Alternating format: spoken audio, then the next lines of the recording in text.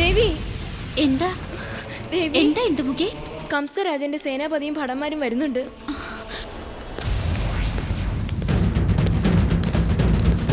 എവിടെ വസുദേവർ? ഇവിടെയില്ല. എവിടെയെന്നാണ് ചോദ്യം? ഹസ്തിനപുരം വരെ. നന്നായി. അപ്പോ ജ്യേഷ്ഠനെ കാണുവാനുള്ള സൗഭാഗ്യം ഇന്ന് സോദരിക്ക്. നടന്നോളൂ. എവിടേക്ക്? എവിടേക്കാണെന്നും എന്തിനാണെന്നും അറിയാതെ വരില്ല ഞാൻ. എവിടേക്ക്? അത് നാം പറഞ്ഞില്ലേ, ജ്യേഷ്ഠനെ ഒന്ന് മുഖം കാണിക്കാൻ. പിന്നെ എന്തിന്? അതിനുത്തരം മഹാരാജാവ് തന്നെ അറിയിച്ചോളൂ.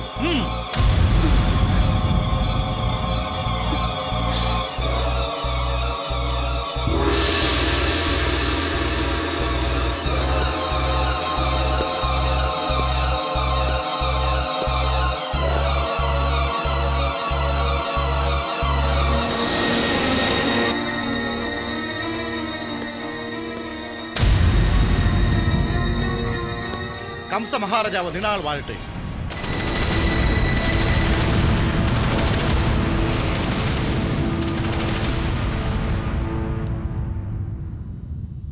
എവിടെ വസുദേവർ? ഹസ്തിനപുരം വരെ പോയിരിക്കുന്നു. സോദരി കുന്തിദേവിയെ കാണാൻ. അതോ നമ്മോട് യുദ്ധം ചെയ്യാൻ?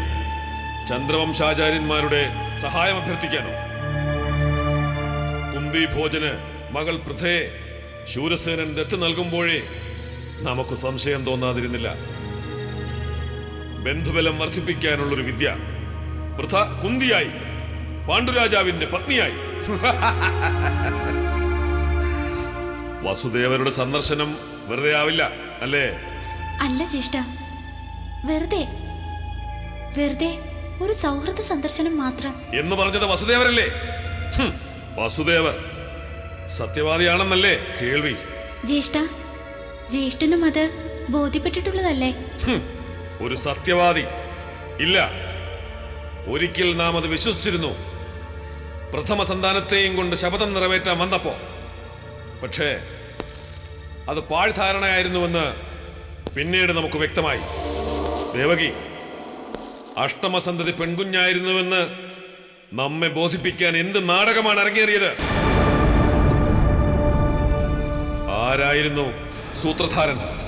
ഇല്ല ജ്യേഷ്ഠ, സത്യം സത്യം തന്നെയായിരുന്നു അത്.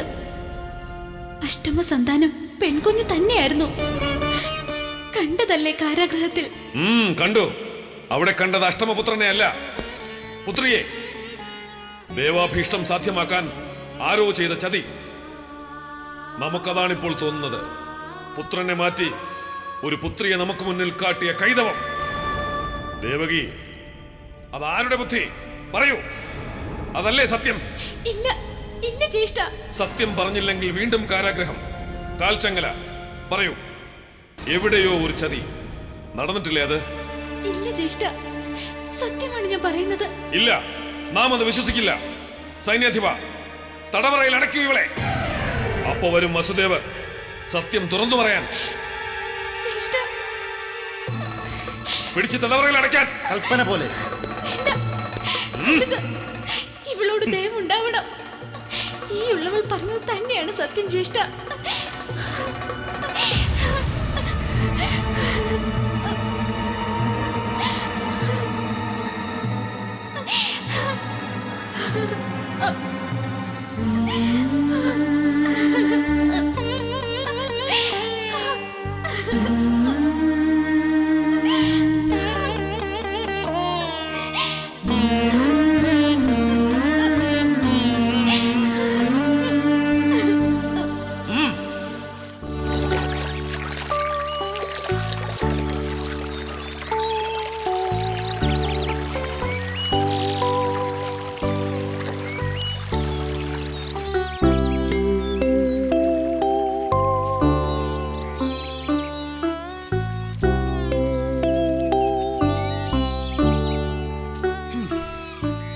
കൂട്ടരെ, നമ്മുടെ കൂട്ടത്തിൽ എന്തോ ഒരു കുറവ് അനുഭവപ്പെടുന്നുണ്ട് അല്ലേ?